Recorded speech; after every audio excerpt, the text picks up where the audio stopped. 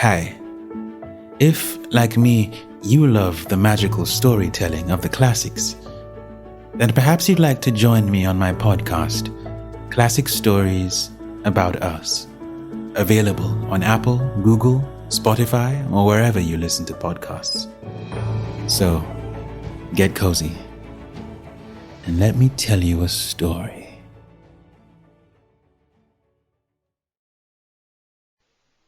Kraft presents The Great Gildersleeve. The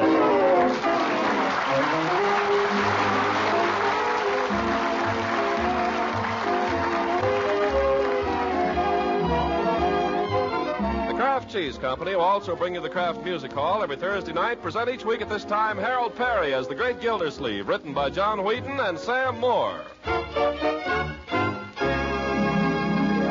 We'll hear from The Great Gildersleeve in just a moment. When it's baking time in the kitchen and those tempting smells of crusty brown bread and rolls start filtering through the house, just think how swell they'll taste. Fresh and piping hot with delicious Parquet margarine spread on them for the crowning touch of flavor. Yes, Parquet margarine has this delicate, satisfying flavor, a flavor that makes all your baking treats downright delicious eating. Parquet is a favorite spread for bread, hot toast, and rolls, for pancakes and waffles, too, in millions of American homes. It's a fine energy food as well, one of the very best you can serve a hard-working, hungry family. And there's one other important reason why so many mothers serve Parquet often. Every pound of Parquet margarine, winter and summer and all through the year, contains 9,000 units of important vitamin A. So for delicious flavor and nourishing goodness, serve Parquet often in your home. Tomorrow, ask your dealer for Parquet. That's Parkay. Parquet margarine made by Kraft.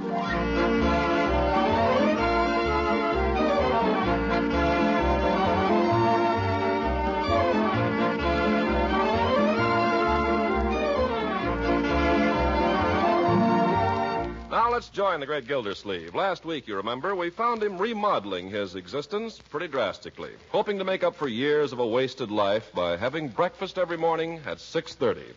Now, let's see how he's bearing up under his 1944 regime as Monday morning rolls around. Oh, it's dark. Cold. I'll shut that darn thing off. Just snooze a few minutes longer. And so the great man rolls over as who is not and catches another 40 winks. Half an hour later, he's still sound asleep. Hey, Unc, get up. Breakfast is ready. Go away. Leave me alone. Come on, you've been making everybody get up at 6:30. You gotta play fair. Leave me alone, Leroy. Oh, Lloyd, I thought you were up long ago. What's the matter? Nothing's the matter. What's all the excitement? Well, breakfast's been ready for 15 minutes. Why aren't you up? Well, the alarm clock didn't go off. Well, it's almost 7:15. You're not sick, are you? Sick? I might be. I don't feel exactly, I don't know. Oh, I hope you're not getting the flu. Any pain in your chest? Sort of. You kind of ache all over? I guess so. Oh, dear, I better call Dr. Pettibone. Oh, no, doctor. I'll be all right. Oh, yes. With all the flu there is in town, I'm not taking any chances. Leroy, get the thermometer, will you, while I call Dr. Pettibone? Sure. I haven't any fever. Now, never mind. Keep it in your mouth for 3 minutes and don't look at it. Big secret, eh? Here it is, Unc. I won't do it. Now, be brave. Shake it down, Leroy. It only says 98 now. Shake it down anyway. Maybe I'm subnormal. Could be. Shake it down and bring me my watch off the dresser. Oh, I can tell a minute by counting to 60. Bring the watch, Leroy. Okay. Okay, you don't have to get so excited. Mr. Gildersleeve, what's this out here? Oh, don't worry about me, Bertie. Probably nothing at all. Oh, my sister had the flu and it's terrible. You better not take any chances. Does it hurt when you breathe? Yes. It sort of hurts a little. Oh, my goodness. I don't suppose you want any breakfast then, will you? Well, whatever's the best for me, Bertie. What's the saying, though? Feed a cold and starve a fever. I suppose flu is like a cold. Maybe you got a fever. You haven't taken your temperature yet. Leroy, go get your breakfast. Okay. Gosh, you try to help. Yes, I think I better have a little, a pretty substantial breakfast, Bertie. Try to head this thing off. Yes, sir. Just plain things, of course, nothing rich or fancy. Oh, no, sir. A little dry toast and tea, maybe? I think a half a grapefruit, perhaps. Some oatmeal with a little cream and sugar. Eggs turned over with a few slices of bacon. Crisp. Some toast, possibly marmalade, and plenty of hot coffee. You think you can handle all that? Yeah, I'll try, Bertie, but I don't think I better get up. Oh, no, sir. I'll bring it to you right here. Yeah, thank you, Bertie. Uncle Mort, Dr. Pettibone will be here about 9. Now, you just stay here and rest while we have breakfast. All right, my dear. Confounded nuisance getting Dr. Pettibone over. Still, you can't be any too careful. Well,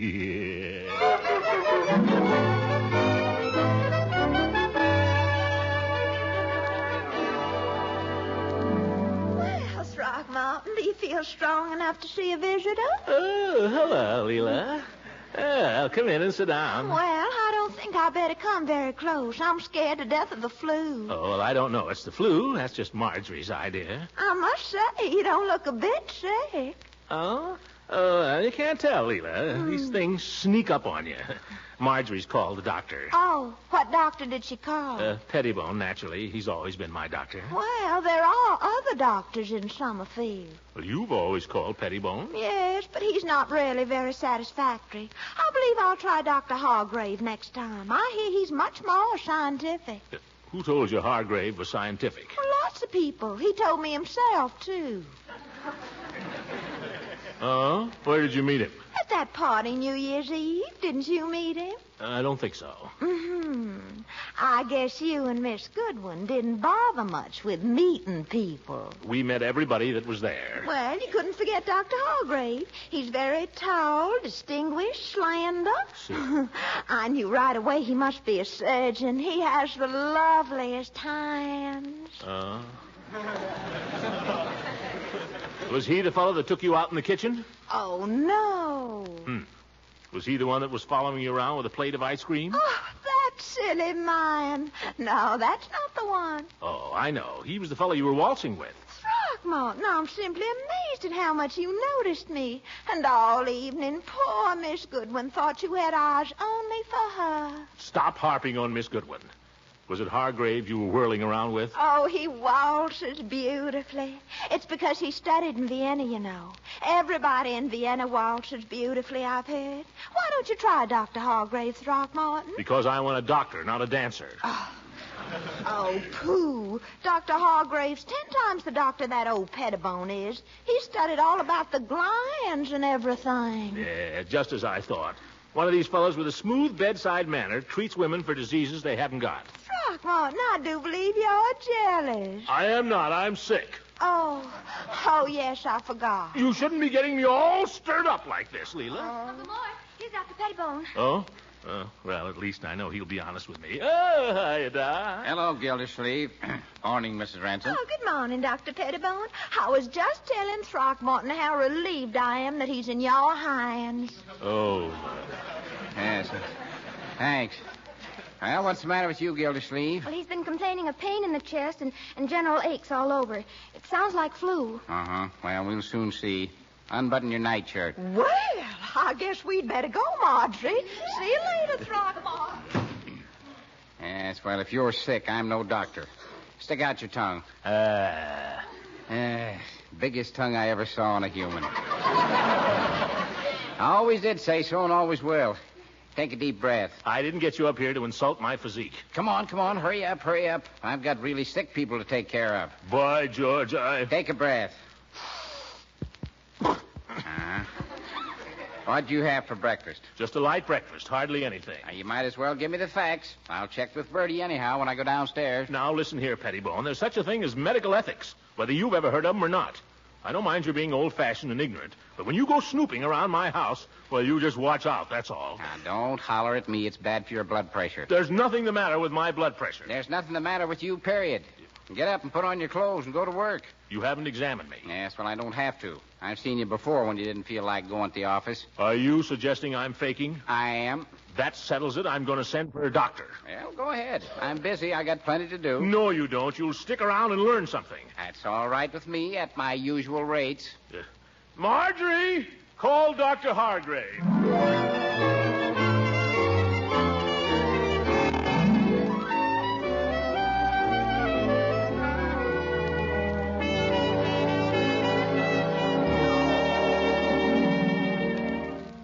Wait a minute, Hargrave. What's that thing? This? Just a pharyngeal speculum. What are you going to do with it? Inspect the pharyngeal passages, look for signs of cystosis, chelomoid formations, that sort of thing. You agree it's a wise precaution, Dr. Pettibone? Very sensible, Dr. Hargrave. Will it hurt? No. Just lie quiet. It won't take a moment.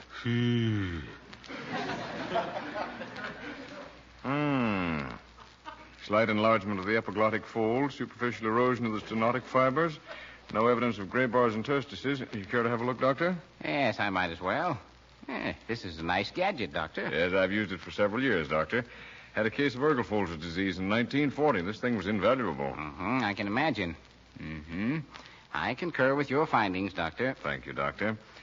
Well, Mr. Gildersleeve, I think we can safely say you're not suffering from either primary or advanced pharyngitis, Mitchell's disease, Ergelfolter's disease, or laryngeal mycoma. Are they all fatal? Oh, no. No, you mustn't be nervous in an examination of this kind, you know. Just a careful checkup.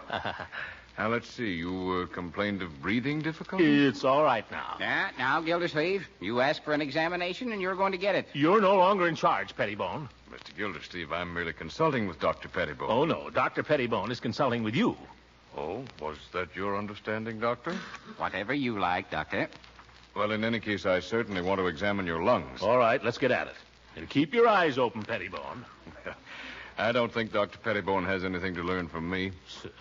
By the way, Doctor, I've been meaning to ask you, are you any relation to the Pettibone who performed the operation in the famous Danbury gallstones case in 1914? Yes, that was my own case, Doctor. Not really. Well, it's an honor to meet you. Well, there was a lot of luck in it. Oh, I don't believe it.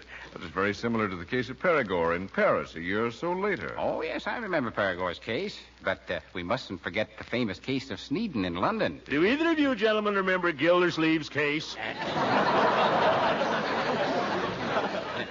That reminds me, I've got an appointment. You're in good hands, Gildersleeve. If you'll excuse me, Doctor. Oh, could I have a word with you privately, Doctor? Oh, yes, sir. Now, wait a minute. None of that. I want everything out in the open. Quiet. Remember your blood pressure. Approve a thorough checkup in every department, Doctor? Well, that's up to you, Doctor. I don't see how it could do any harm. Some very contradictory symptoms here. I think I'll take him down to the hospital. Oh, very likely the ride is doing good. What are you two talking about over there? You. Well, stop shaking your heads. You make me nervous. Well, goodbye, Doctor. So long, Gildersleeve. Goodbye. Fine man. Splendid physician. Never mind, Hargrave. What are you going to do to me now? Well, we're just going to take you down to the hospital, Mr. Gildersleeve. Hospital? What for? Just for observation. How soon do I have to go? Just as soon as I can get an ambulance. Ambulance? Oh, this is going to be one of my bad days. It is already.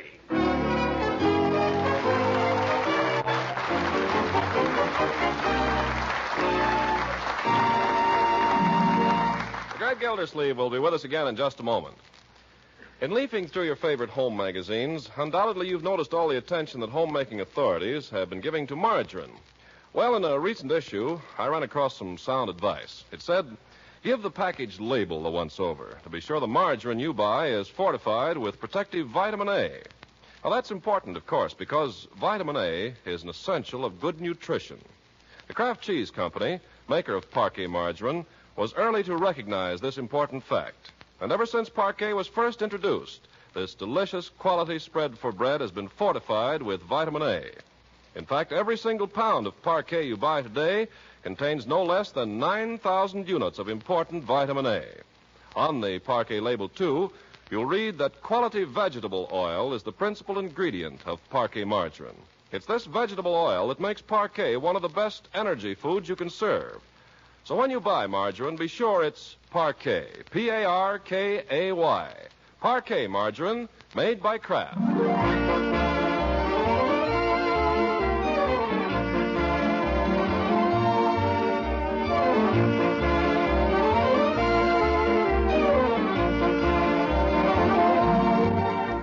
let's see now how Gildersleeve's making out. When we left him, he was on his way to the Summerfield Hospital for observation, and there we find him now in room 218. The shades are lowered, the light is dim, everything is hushed and antiseptic. Dressed in a hospital nightshirt and laid out on a hospital bed, Gildersleeve lies rigid while Dr. Hargrave holds his wrist and times his pulse with a handsome watch.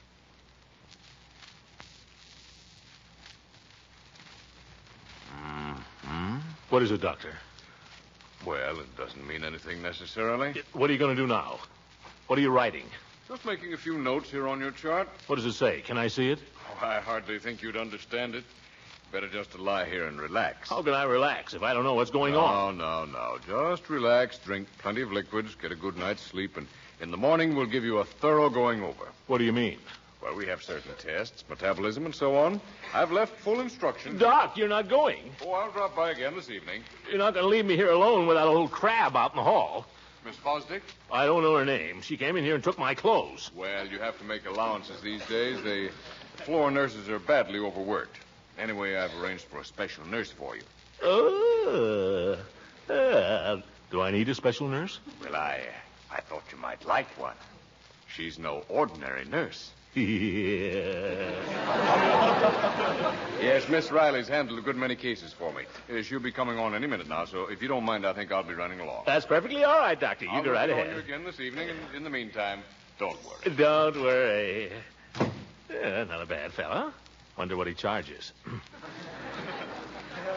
Gosh, 3 visits already.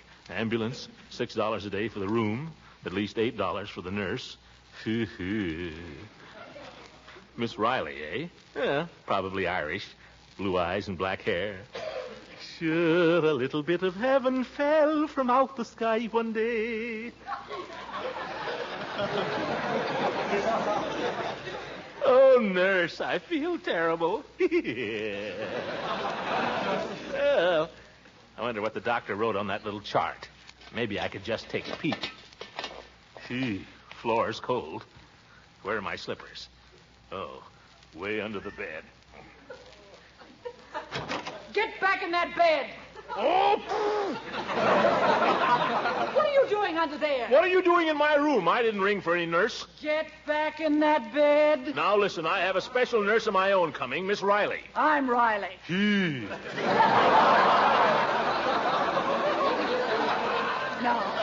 Now get into that bed before I throw you in, and don't think I couldn't do it. I won't argue with you there, sister. You see that?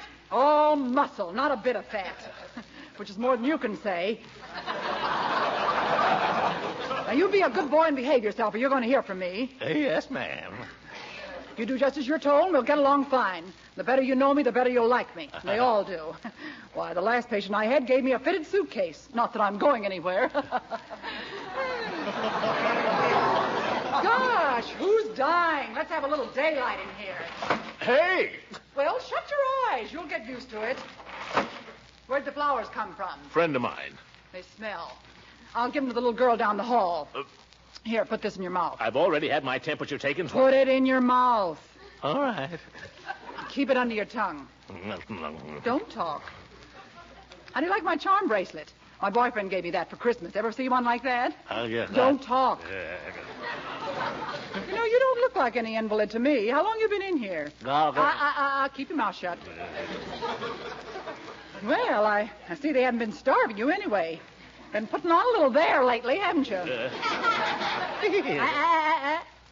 Well, I guess that's long enough. Here. Oh, you haven't got any temperature anyway. Or have you? What is it? What does it say? Don't be nosy now. Tell me, have I got a fever? I think you'll pull out of it. What are you writing? Just putting it down on your chart. Let me see it. Oh, no, you don't. Where are you going now? Just down the hall. What for? To make little boys ask questions. Oh, by George, I am sick. She's going to call the doctor. If I just knew what was on that chart. Well, one little peek wouldn't do any harm. And don't let me catch you getting out of bed. Oh!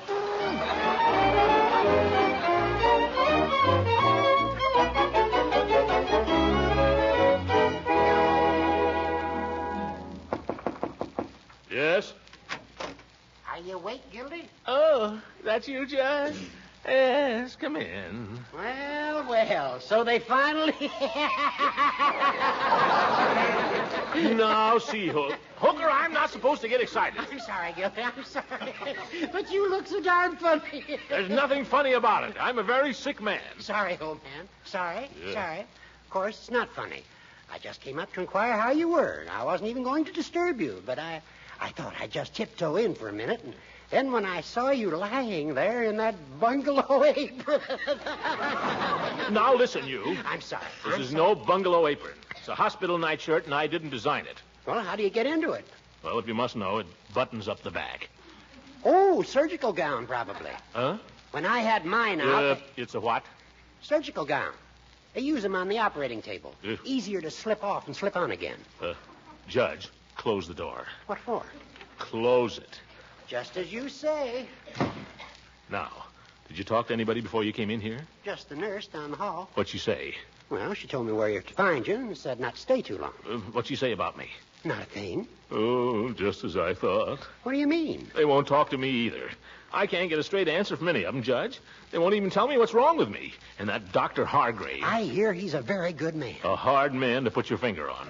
Well, I understand he studied in Vienna. Maybe he did. What do they teach him in Vienna? You don't know and I don't know. Some pretty strange things have come out of Vienna. Oh, you're just imagining things. I'm imagining nothing. Listen, this morning I felt fine. Well, not fine exactly. A little tired maybe and a little run down. So I let him call in Dr. Pettibone. I thought maybe he'd give me a tonic or something and tell me to stay off my feet. It was Leela who talked me into this. This Hargrave fellow seems to have some kind of power over her. Only the power that a handsome fellow has over any woman, I'd say. Well, he's not so handsome. I think it's that Vienna stuff. Finger kissing. By George, I wish I had Pettibone back. He told me to get up and go to work. But this bird sends me to the hospital for observation. What's that? Well, he just wants to check your symptoms and see whether they develop. There's more to it than that. He's got me a special nurse. You don't say. I can't tell. Something in the wind. Now, listen, Gildy. At the worst, it'll all be over in a few days. With this modern science, removing an appendix is as easy as taking a nickel out of a purse. Who said anything about an appendix? Well, that's one of the things they watch. Did they take a blood test? Well, yes. They took a lot of tests. When the doctor was examining you, did he prod you in the tummy? Well, yes. Appendix. He looked down at my throat. He couldn't see my appendix from there. Well, it could be tonsils, but appendicitis is more likely. And believe me, Gildy, it's nothing. Why, I had mine out 5 years ago. Look. I don't want to look. And all they do, they give you a couple of sleeping pills to make you drowsy. Then they sneak up on you and clap that cone over your face with the ether. Before you know it, bingo. That's what I'm afraid of, that bingo. Well, how's the patient? Ready to go Betty by? Hello, Miss Riley. This is Judge Hooker, my lawyer. How do you do? Always glad to meet a lawyer. I might need one myself someday. I was just leaving, Miss Riley. Judge, don't go. The judge is right. We're closing up here now. Yep. I'll just get you a glass of water. Judge. Yes, Gildy? Do me a favor. Get Dr. Pettibone back in the case. But, Gildy, how can I do that? You fired him. I didn't fire him. I just insulted him. Get him back, Judge. I don't care how you do it. Well, I'll try. Tell him to be here the first thing in the morning before they can do anything. I want him to keep an eye on this Hargrave fellow. Here we are. Take the glass. What for? I'm not thirsty. Well, goodbye, Gildy. Oh, I almost forgot what I came up here for. Here, I wanted to get your legal signature on this. What is it? Just a power of attorney. Gives me the legal right to act for you. You know, in case anything happens. It's always best. Hooker, I wish you wouldn't come around with things like that at a time like this.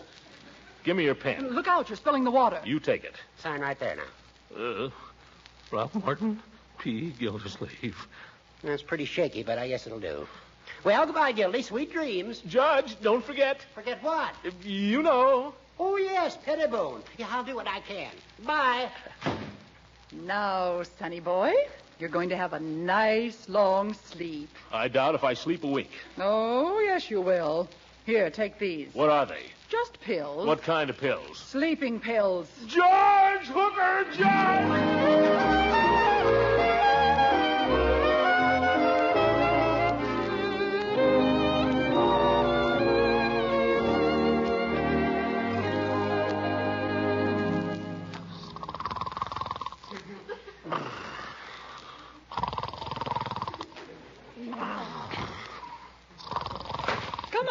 Sonny boy, wake up. Wake up and hear the birdies. Yeah, right away, Bertie. Come on, pull yourself together. Huh? You've got company waiting. Company? Here, comb your hair. You look terrible. Thanks. What time is it? 10:30? I must have slept. I'll say you slept 14 hours. Well, I was overdue. That look better? I guess you won't scare anybody. All right, you can come in now. Oh, Uncle Mort. Marjorie. How are you? How do you feel? Did you have a good night? Hi, Unc. Oh, and little Leroy.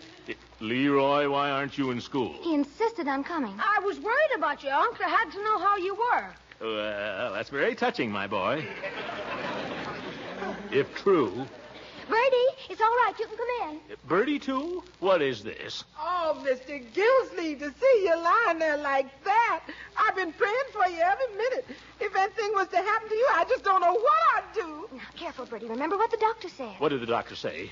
Nothing, Uncle Mort. Listen, what's this all about? What's everybody gathering here for? Who sent for you? Nobody. I don't believe it. I know. It's the crisis. You don't have to fool me. I can take it. Where's the doctor? Doctor! Now, calm down, Uncle Mort. Dr. Hargrave is right across the hall. He'll be in a minute. I know. They're coming for me with that thing.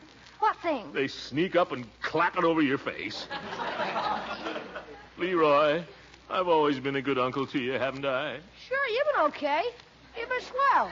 You wouldn't keep anything from me now, would you? Not me. What did the doctor say, Leroy? What did he say? Didn't say a thing. You too. Bertie, have I ever spoken a harsh word to you? Have I ever complained about anything you did? Oh, no, Mr. Gildersleeve, you ain't. You the best man I ever worked for, and that's a fact. Bertie, be quiet. Now, here comes the doctor. Stand over here, Leroy. I don't want anybody to get behind me. Well, how are we feeling this morning? I feel fine, Doctor. Splendid. I wonder if I could ask you people to step outside for a few minutes. Oh, certainly. Is that necessary? Well, it's customary. Come on, Leroy. Come on, Bertie. Aren't you even going to say goodbye? Oh, you'll be seeing them again. Miss Riley, if you'll close that door, please. Yes, Doctor. What for? Now, wait a minute. Before you start doing anything, Dr. Pettibone was supposed to be coming down here. I sent for him. I've already had the benefit of the doctor's excellent advice. You mean he's been here? We just conferred across the hall. Roll up your sleeve. Why? Please. Excellent diagnostician, Dr. Pettibone. Now, Miss Riley. Thank you. What's that? What are you rubbing on my arm? Just a little alcohol. Dr. Pettibone and I went over the records and results of the tests, and we found ourselves in complete agreement on every point. I'm happy to say that we can give you a clean bill of health, except for one thing. What's that? We failed to find any sign that you have ever been vaccinated. The needle, please, Miss Riley. Oh, no, you don't. Lie still. I'm on to that trick. Miss Riley. I've got him, Doctor. Oh. Let me up. Lie still, you big baby. You want me to sit on you? Doctor! Doctor! Oh, please! All right. Let him go, Miss Riley. Really, old man, you ought to get hold of yourself. You want your nephew to hear you carrying on like that? I'm ashamed. I guess I lost my head there for a minute. Well, it's not uncommon. All right. Go ahead, Doc. I can take it. Why, it's all done. All done? You mean... It's all over. You're vaccinated. I'm... Marjorie! Leroy! Look, I'm vaccinated.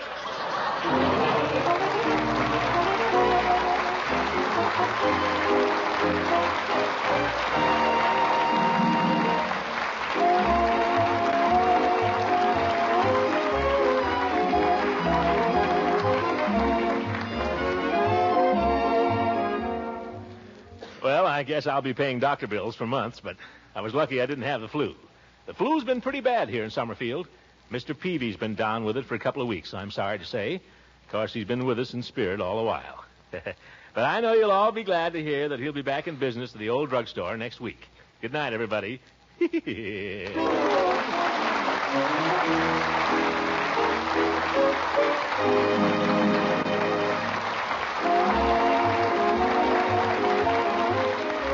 Music heard on this program was directed by Claude Sweet. This is Ken Carpenter speaking for the Kraft Cheese Company, inviting you to listen in again next week for the further adventures of the great Gildersleeve. This is the National Broadcasting Company.